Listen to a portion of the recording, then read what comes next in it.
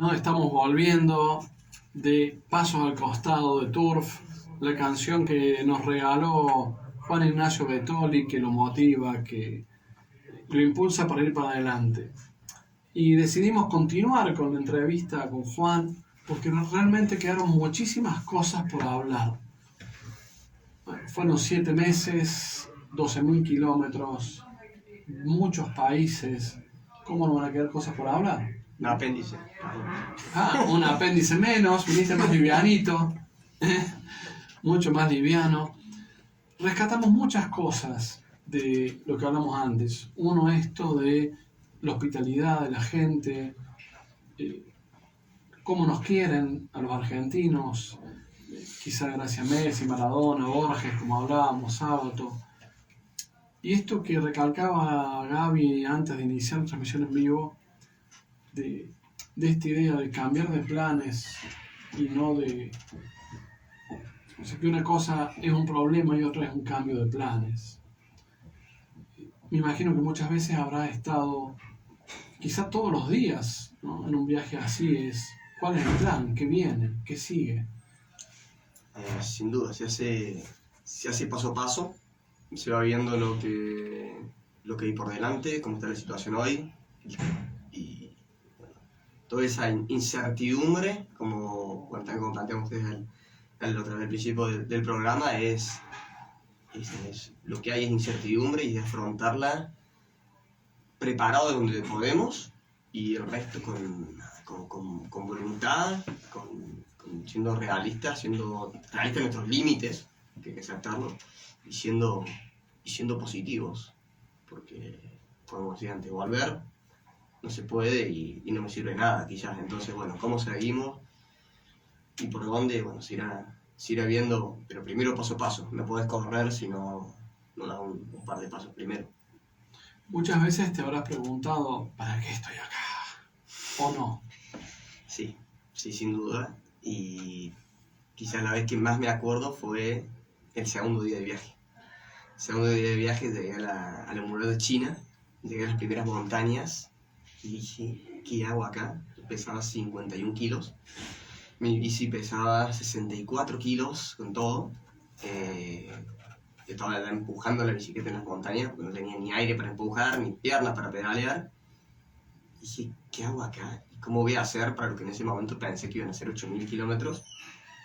¿Cómo voy a hacer para llegar a...? Sabía que tenía pasos de montaña más adelante en Tayikistán de 4.200 y 4.000, casi 4.700 metros de altura.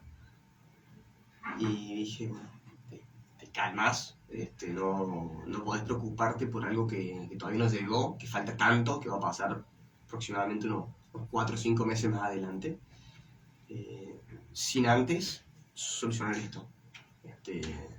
Nadie te apura, nadie te puso acá, nadie me puso acá, lo hago porque quiero, no estoy para demostrar nada a nadie.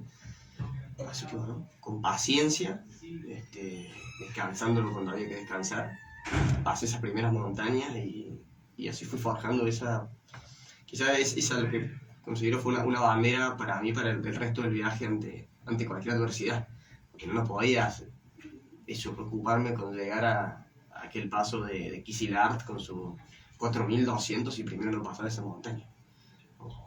No iba a servir de nada porque faltaban muchos miles de kilómetros antes de eso. Tengo una pregunta que me llama la atención. Cuando vos decís, estoy acá porque yo quiero y no estoy acá para demostrarle nada a nadie, creo que siempre está frente a la adversidad, ¿no? Esa dicotomía entre esto es lo que yo quiero o es lo que los otros quieren. ¿Cómo manejaste ese tema de que vos definiste tu objetivo, que vos lo querías y que vos te mantuviste que lo hacías por vos y no por otros, digamos? ¿Cómo te das cuenta o cómo fue que lo...?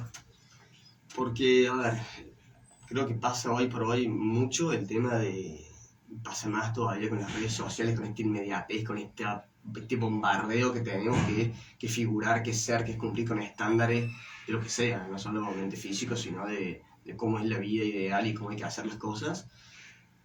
Y esto lo haces callando todo eso, o sea, viendo adentro tuyo qué es lo que te gusta, ¿Qué es lo que, quizás, bueno, en mi caso de chico siempre me gustó mucho la aventura, me gustaban ver los documentales y las enciclopedias que los dibujos animados, pero eso escuchándose a uno, ¿no? O sea, esa meditación de dejar pasar todo el ruido, que aquí hay un montón, y escucharse que es lo que uno realmente quiere. Y creo que eso también emerge justamente en la adversidad, ¿no? Como que uno no se lo plantea hasta que no está diciéndose o preguntándose ¿por qué estoy haciendo esto? O sea, podría estar tranquilo en mi casa tomándome un café y estoy acá con esta mochila gigante y esta bici en la punta de una montaña.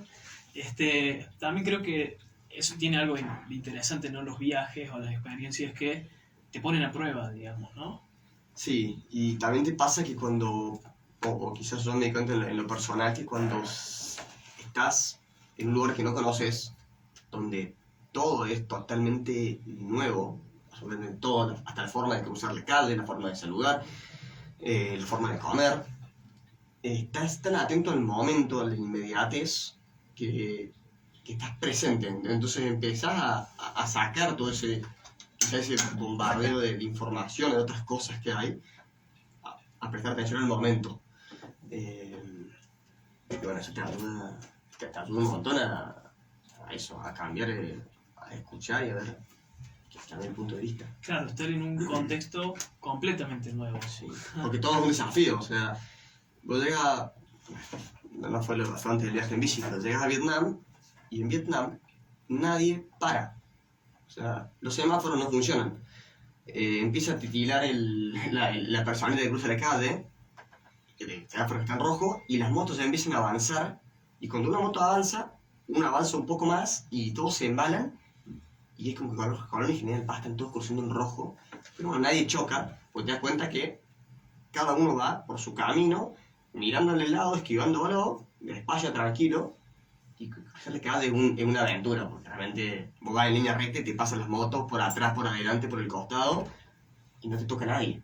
Pero al principio así, acá me informe, cruzar la calle, y de hecho, te pasa que yo te estás 10 minutos diciendo, ¿cómo cruzo? Entonces todo pasa a ser un desafío. Y después cuando encima nadie habla tu idioma, o en algunos lugares, o lo que fuese, es como... te hacen prestar atención y hacerte amigo de esa adversidad. Digamos que es parte de lo interesante del viaje también. Sí, sin lugar a dudas.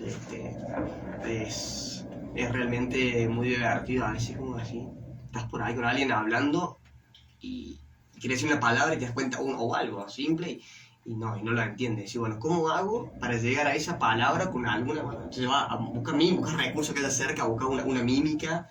Me pasaba en Kazajistán que me miraban y se pasaban el dedo por el cuello, el dedo gordo se lo pasaban por el pulgar, y bueno, después entendí que eso quería decir mucho de algo, o se pegaban tincazos en el cuello y no entendía, y después me contaron que todo lo que es el tincazo acá en el costado del cuello es si querés tomar alcohol o si tenés alcohol. Y bueno, viene de una historia de Pedro el Grande, del zar de Rusia en su momento, que le tatuaron en el cuello un sello a un esclavo que tenía alcohol de por vida, ¿verdad? Que le consiguieron un deseo. Pero bueno, son cosas que así, ¿qué relación hay entre un tincazo en el cuello? ¿Qué me están preguntando? ¿Qué me están diciendo? Y respecto de eso, vos llegás a un lugar distinto, gente distinta, y ¿cuál es el lenguaje universal? ¿Cómo te comunicas? ¿Esperás que te hablen? ¿Hablas vos? Yo creo que indudablemente has ido desarrollando un lenguaje que es de la neurología, que es común. Se debe haber algunos tips, algunos elementos que te ayudan en la comunicación, ¿o no? Creo que, a ver, busco ser proactivo, digamos, por un lado, si soy de afuera. Busco mostrar que soy un amigo, que no soy alguien peligroso. ¿Qué hacías con las manos, por ejemplo? Siempre buscaba saludar con las dos manos, aprender obviamente el idioma local. Tuve que aprender ruso en su momento en los países, en los Stan, Kazajistán, Kirguistán, todo aquello. Saludar en ruso, presentarme, y algo que aprendí en Indonesia era que lo hacía la gente chica con los chicos, con los grandes, con sus adultos, con sus abuelos, quiero decir. Era, después de dar la mano, me llevaba las dos manos al pecho. Y digamos, en Asia Central algo que la gente no lo hacía, pero cuando yo se lo hacía a ellos, veía que los imitaban y lo repetían. Entonces, quizás nos daba un poco de respeto, de confianza para llegar y eso, a buscar su idioma, quizás ver la forma de sentarse, ¿no? de cómo se comportaban y respetar eso, sacarse el calzado cuando entraba a una casa, o en qué lugar te sentabas, porque cada uno tiene su lugar para sentarse. Entonces, bueno, adaptarte. Y por ejemplo, en muchos lugares, supongo que por ahí no le podías hablar a una mujer. Nosotros siempre queremos darle en este espacio, hemos entrevistado deportistas y eso, bueno, a ver cómo es el mundo femenino en esto del deporte especialmente, pero a mí me ha pasado en México, por ejemplo, que es muy delicado, y yo tengo un médico chino muy amigo que ellos tienen sus razones, ¿no? Primero se le da la comida al hombre, pasa el hombre, bueno, podés hablar con la mujer si no hablas primero con el hombre. Y ellos me explicaba que era por una cuestión no de machismo, sino que un criterio de protección, que el hombre va adelante para proteger los hijos, la mujer. Entonces vos llegas a un lugar de gente que no conoces, que tienen a lo mejor costumbres milenarias. ¿Cómo te cuidabas respecto de eso, no? Bueno, buscaba siempre busqué ser respetuoso, digamos, obviamente sabiendo que muchos de estos países eran de la cultura islámica, evitar Claro, ahí no, supongo que no podrás hablar con una mujer, bueno, sí. sobre todo evitar el contacto con eso físico, digamos, de dar la mano. A veces, si veía que se acercaban como para dar la mano, se las daba, o he tratado de que no, para no generar una situación incómoda. Yo cuando iba siempre, atravesaba un pueblo, yo iba saludando a todo aquel que se cruzara, yo lo saludaba. ¿Cómo lo saludabas? Con sonrisa. Sí, sonrisa, con sus... aprendí el saludo. Aprendí el saludo del lugar, tanto el islámico como el ruso que se habla, con las manos, y muchas veces me pasaba que las mujeres, es como si yo fuese un fantasma. O sea, no había ningún gesto, ni inclinar la cabeza, ni me miraban en silencio, nada, cero. Como otras no, sí saludaban. En el caso de las mujeres, por ahí que eran más grandes que yo, no sé, mujeres de 40 hacia arriba, de 45, notaba por ahí un espíritu maternal. Era impresionante, a veces sentía eso, ¿no? Era como si ellas se preocuparan por mi madre, y obviamente me preguntaban por ella y me cuidaban como si fuesen pasando una posta de una a otra, era impresionante. Pero bueno, era complicado. En muchos países los matrimonios son arreglados. De hecho, el vínculo entre hombre y mujer viene por ese lado, se arregla entre familias. Las mujeres tienen un valor que se le paga a la familia y a la mujer. Y he encontrado de todo. En Irán he tenido la suerte de poder hablar con mujeres jóvenes de mi edad, más chicas, bueno, que me cuenten, ¿no? Cómo se sienten ellos cuando hoy está, creo que muy en los medios de comunicación, lo que está pasando, esta revolución tan importante para las mujeres, porque aparte es algo propio de este régimen de ahora. O sea, hace 20 años atrás en Irán el velo no era obligatorio, y que ellas te den su opinión, ¿no? Que ellas, de estar con ellas en la casa, que se saquen el velo o que se descubran los hombros, y que te digan, lo hacemos porque no los obligan, no por otras cosas. Sí creemos en el Islam, lo que sea, pero no más que eso, o sea, no. Y bueno, la religión a su vez creo que es muy particular, ¿no? Cada uno lo lleva como lo lleva. Da su opinión, que no quiero entrar en ese lado. Esos lugares que eran de Rusia, Kazajistán, sí, todo eso, ¿qué religión hay ahí? Y Kazajistán, Kirguistán, Tayikistán, Uzbekistán y Turkmenistán, que fue los que visité, son musulmanes, si no me equivoco son sunitas. no son chispados, son chiitas. Pero son musulmanes. Sí, son musulmanes. E Irán se practica otra rama del Islam. Pero sí, son todos musulmanes. Pero bueno, ¿Y cómo son esos países? ¿Qué tienen? ¿Las ciudades cómo son? ¿Como acá? ¿Son ciudades chiquitas? ¿Cómo son? y hay de todo. En Kazajistán tiene una ciudad que se llama Almaty, que no es la capital, pero es la ciudad que tiene mayor cantidad de población y es quizás la ciudad más occidentalizada en Asia, porque Almaty fue como la base, como la capital de la Unión Soviética en esa región.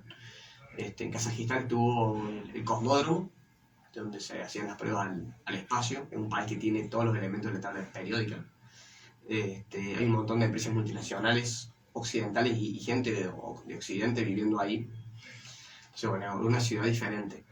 Sí tienen todos, la mayoría de las ciudades grandes, un corte, digamos, arquitectónico soviético, por así decirlo, con bustos y esculturas de Lenin y Stalin por todas partes, con esculturas haciendo homenaje a las víctimas de las guerras que participaron.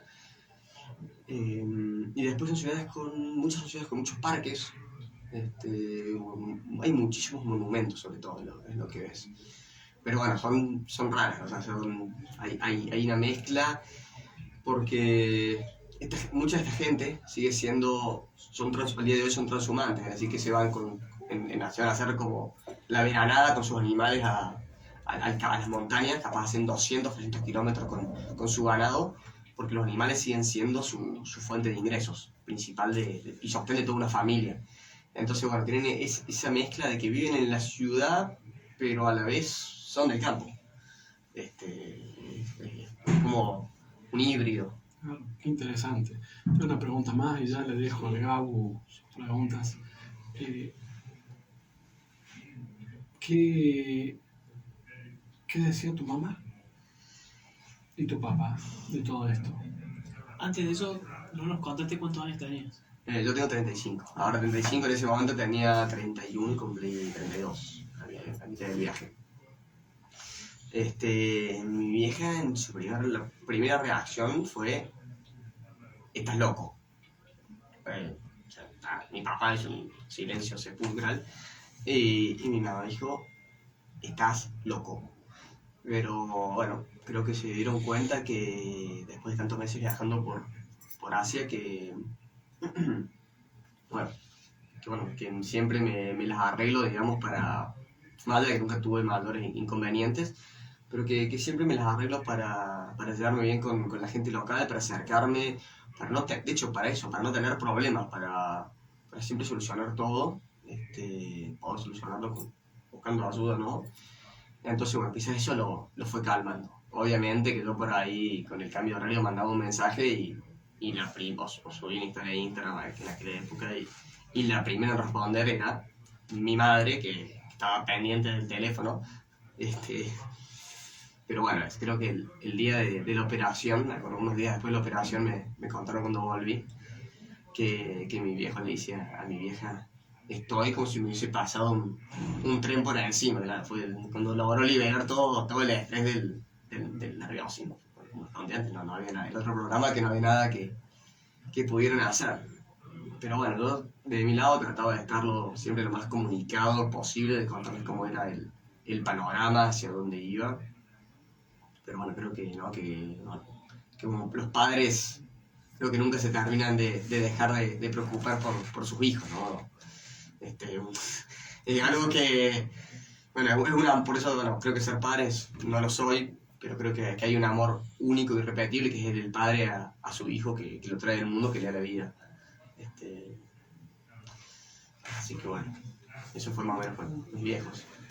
La otra cuestión tan interesante, ¿cómo es la relación padres e hijos en esos lugares? Cuando uno va, por ejemplo, a Cusco, ves las familias enteras y los niñitos con las madres y padres trabajando. Mucho amor ves, también ves mucho maltrato, ambas cosas, ¿no? A la vez, porque la familia está integrada, pero también hay se nota mucha violencia y también mucho amor, ¿no? Pero la forma implica también como mucha violencia en el trato y eso. ¿Qué viste vos en esos viajes? Sí, entiendo lo que decís porque es parecido. Principalmente en la forma que yo hice el viaje me movía mucho por zonas rurales. Trataba de ir a las partes más alejadas y menos turísticas. Y encontraba eso, encontraba familias trabajando juntas. Entonces, es como si los niños maduraran antes, o sea, se hicieran cargo antes de sus responsabilidades. Los hijos más grandes, por más que tengan 5 o 6 años, son niñeros de los que recién nacen. Entonces, ¿no? Ves ese trato, o sea, hay que juntar las cabras al atardecer y están todos, están los padres con los hijos juntando las cabritas, saben cuál es su tarea y son tratados como iguales, como pares. Sí son quizás por ahí, como decía, ¿no? más rudos, más rudimentarios y quizás como era antes acá, que o sea, hoy un tirón de oreja, esas cosas y ya no se usa esa filosofía, ¿no? Pero antes creo que en generaciones atrás los padres eran mucho más rigurosos y más duros con la educación y la disciplina que hoy en día. Me refiero a quizás a esos castigos, esos estate quietos, ¿no? El tema físico. Pero lo es. Incluso tengo un recuerdo de que esos niños jugando en una familia, había 2 carpas de unas familias nómades, jugando a enlazarse. O sea, jugando con el látigo, pero es lo que es su tarea cuando sean grandes, es aprender a enlazar para enlazar los animales.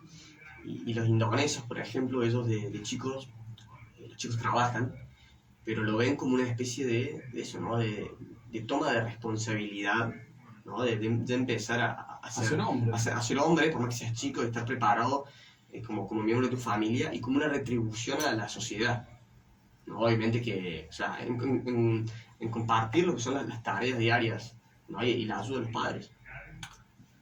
Ahí ves que los criterios que a veces se instalan no son siempre duales, ¿no? Sí. Son siempre duales. Yo me acuerdo de una entrevista a Tom Cruise, el actor, que él decía que él estaba a favor de que los niños trabajaran, porque él ayudaba a su mamá repartiendo diarios con la propina, y de chico él se sentía muy orgulloso de poder ayudar a su familia, que es esto que estás contando vos.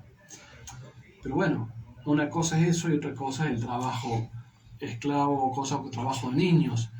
Y en esto de viajar y ver, te habrá pasado a vos, como cuando uno viaja, tiene la suerte de poder viajar, lo afortunado que somos los argentinos, la riqueza inmensa que tenemos en todo, desde que acá tenés en la calle árboles frutales y la fruta se cae, de que podemos sembrar y crece, agua, tenemos agua, que me imagino que vos algo hablábamos que te regalaban agua, y acá, viste, agua y a veces está chorreando en una calle, está saliendo agua, y no nos damos cuenta de lo que eso significa. La riqueza natural y aparte la riqueza de información, de acceso a la tecnología, los hospitales, o sea, todas las cosas que nosotros tenemos los argentinos, las universidades, y no lo vemos muchas veces, ¿no? Exactamente. A ver, hay realidades que obviamente no escapan de Argentina, quizás de zonas o en Patagonia o en la cordillera. Entonces, tenemos zonas muy difíciles, que gente vive en situaciones muy adversas, climáticas, pero sin lugar a dudas que lo afortunado y la suerte que tenemos, pero bueno, siempre estamos viendo el vaso medio vacío. Hay una dualidad, ¿no? Porque también se podría hablar de la mediocridad, digamos, de si solamente ves el vaso medio lleno, pero es eso, es reconocer y sentirnos afortunados de todo lo que tenemos. Vos decías la suerte de viajar, y bueno, la suerte de tener un pasaporte, que tenemos la cantidad de lugares que podemos ir sin visa. Porque yo quizá en esta gente que había invitado a sus casas a comer, a quedarme a dormir, a tomar un té, yo sentía que como ellos no podían viajar al mundo, porque no tenían la posibilidad, entonces porque su pasaporte ya no se los permitía, ellos lo que hacían era invitar al mundo a su casa. Era lo que me hacían sentir. Entonces, me acuerdo un caso en Tayikistán que me quedé unos días con una familia en la cordillera. Entonces, el hombre que tenía como 50 años, él había empezado a aprender algo de inglés para poder comunicarse con los pocos turistas que pasaban. Entonces me preguntaba, miraba la montaña y me decía, bueno, en ruso se dice gore. Me pregunta, ¿cómo se dice montaña? En inglés, ¿cómo se dice? Monte. Se dice monte. Bien. Y en Argentina, ¿tienen mountain? ¿Hay montaña? Y así el tipo iba aprendiendo inglés. Yo me iba pidiendo que le enseñara inglés y a su vez, mientras íbamos trabajando, estamos cortando las pasturas para el invierno que venía, y a su vez me iba preguntando, bueno, cómo era Argentina, y comparando con... Mira, ese dato no lo había pensado, ¿no? Porque uno no lo tiene en cuenta. El hecho de que Argentina es un país tan neutral y tan... que por un lado estamos en el fondo del mundo, pero también la ventaja de que eso nos aísla de tantas luchas humanas tontas, ¿no? Como religión, política. Y tenés un pasaporte que justamente te permiten entrar y no que sos sospechoso de entrada. Acá tenés como, bueno, la mirada amena de entrada por ser argentino. Sí. ¿Y qué viene ahora, Juan? Bueno, ahora en febrero sale un nuevo viaje en bicicleta que había quedado postergado por la pandemia. La idea es recorrer vamos a ver si esta vez no la erramos tanto con el cálculo como la otra vez, unos 16.000, 18.000 kilómetros desde Marruecos a Sudáfrica por la costa oeste de África. Otra vez más en bicicleta y en solitario. Así que bueno, estoy ahí preparándome un poco, aunque bueno, siempre se sabe, ¿no? que toda preparación que hagas va a ser realmente, nunca va a ser suficiente, pero bueno, dentro de lo que se puede, evitar lo que la otra vez fueron calambres. Así que bueno, ahí estoy en esa, preparando un poco de temas de fronteras, de vacunas, idiomas y demás. Qué bueno. O sea, todavía no nos terminaste de contar el final y ya nos está contando el próximo viaje que sigue. No, dijimos que más o menos tuviste toda la preparación, con muchos nervios, muchas dudas. Sí. Llegaste allá, el segundo día ya te querías volver. Que fue una preparación que no fue física, fue organizada. Claro. Sí. Dejaste atrás todas tus dudas, seguiste adelante, te agarró apendicitis, te internaron, te salvó la vida un amigo que conociste por casualidad unos países más atrás. Bien resumido. ¿Y qué pasó después? Bueno, después tocaron todos los stands, ¿no? Que era, bueno, fue aprender ruso. Ahí sí que fui de día a día, voy aprendiendo un poco más de ruso, me iba comunicando, lo iba puliendo. Me sentía contento de poder comunicarme cada vez más y la gente a su vez de que yo hablara su idioma. Y la llegada a Irán fue espectacular, porque, bueno, realmente se iba generando toda una expectativa y un...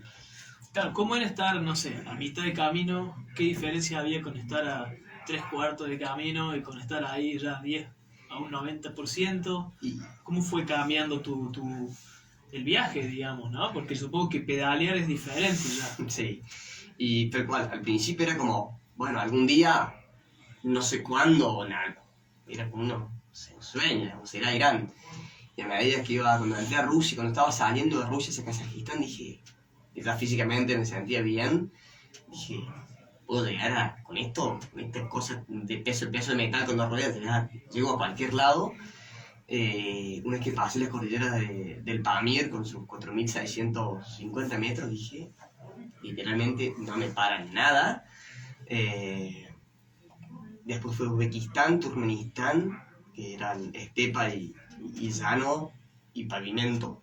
Estoy ahí, o sea, estaba a la vuelta de la esquina, no tenía fecha.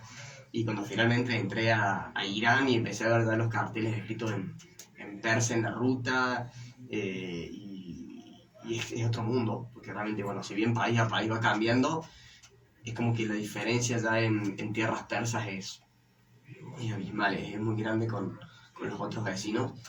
Y la gente, ¿no? Los rasgos físicos, el trato, la gente mucho más es como que es una hospitalidad que a veces es como asfixiante. Hay un momento que es sencillo sentarme y estar solo y tranquilo.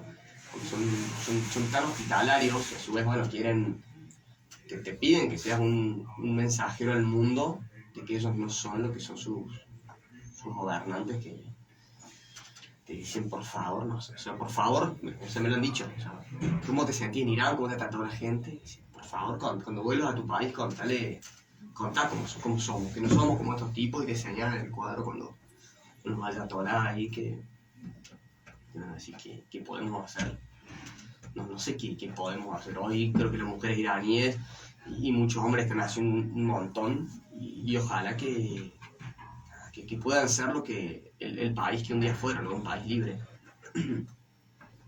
Pero, ¿Y cómo hiciste para volver? ¿Llegaste ahí que sacaste en Irán el boleto de vuelta? saqué el pasaje. ¿Cómo fue la vuelta?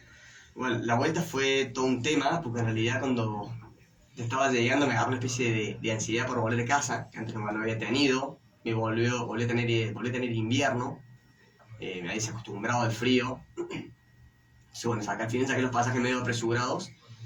Me fui con mucha suerte, porque me fui la noche previa a lo que fue la primavera persa, que fue la última, hasta lo que sucede ahora, fue la última revolución que hubo en Irán por intentar derrocar el gobierno, que duró prácticamente un año, desde noviembre de 2019, creo que fue hasta julio o agosto del 2020. Así que cuando llegué a Argentina y vi los diarios, que de pronto me volví de sorpresa, dije, la suerte que tuve, porque se cortaron las comunicaciones durante días, para que la gente no se autoagrupe. Quemaron, no sé, como 180 sedes de bancos, no sé cuánta gente estuvo presa, no se sabe cuánta gente estuvo presa ni cuánta gente se murió, mató la Guardia Revolucionaria. Así que bueno, por ese lado, suerte. Y volver a Argentina fue muy duro. Creo que me di cuenta recién cuando llegué de cómo me había desacostumbrado a un montón de cosas, desde saludar, porque llegué en Buenos Aires, me recibió un amigo así como llegué al aeropuerto, fuimos a un restaurante y cuando me abren la puerta les dije salam aleikum, o sea, lo saludé en árabe y el tipo me miró como, ¿qué le pasa a este? Me cagó la ficha y bueno, pedí disculpas solo en español.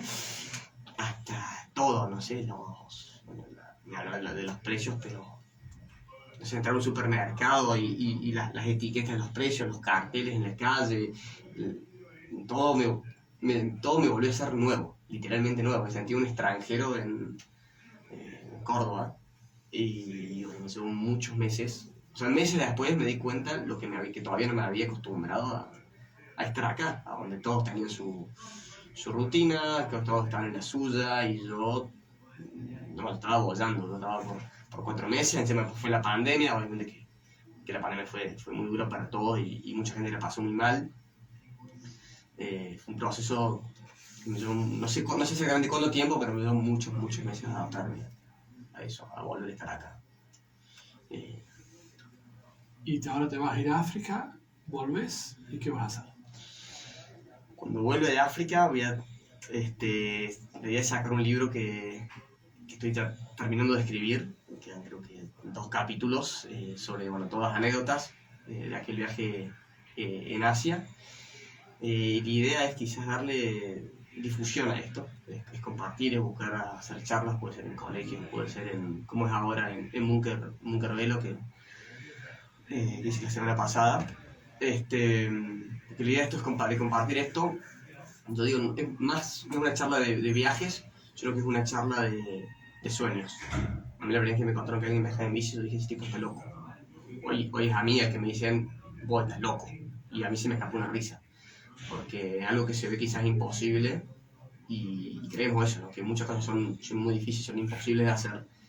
Pero no, realmente cuestan un poquito de esfuerzo, de voluntad, de dedicación, de constancia, de paciencia, de creer en ellas. Y suceden. Entonces puede ser para un emprendedor, puede ser para alguien que quiere viajar, puede ser aplicable a lo que sea, ¿no? A los sueños de cada uno. Bueno, y ya con esta hermosa reflexión final nos vamos hasta el martes que viene. Más que bien, esto de que lo imposible puede ser posible si nos animamos. Exactamente. Va a estar en Instagram este programa, martes y jueves, acá en Su Sport, en Más que Bien con Actis Dana. A Gabriel lo encuentran en su Instagram, Gabriel Actis Dana. Y los programas están en YouTube, en Actis Dana. Muchísimas gracias por toda la historia, todos los aprendizajes y todas las experiencias que nos contaste. Hasta acá llegamos hoy. Nos vemos el programa que viene, en Más que Bien con Actis Dana. ¿Pasaste bien? Me pasé muy bien, la verdad que bueno, muchísimas gracias por invitarme, por darme este espacio para compartir y por sus preguntas, ¿no? Porque las preguntas sin duda me llevan a mí a preguntarme, a uno lo que va a preguntarse, a reflexionar y analizar cosas que quizás uno no piensa en otro punto de vista. Y a la vuelta de África lo veremos de nuevo. Seguramente. Va a ser un placer, va a ser un gusto. ¿Nos vamos? Vamos, nos vemos la próxima.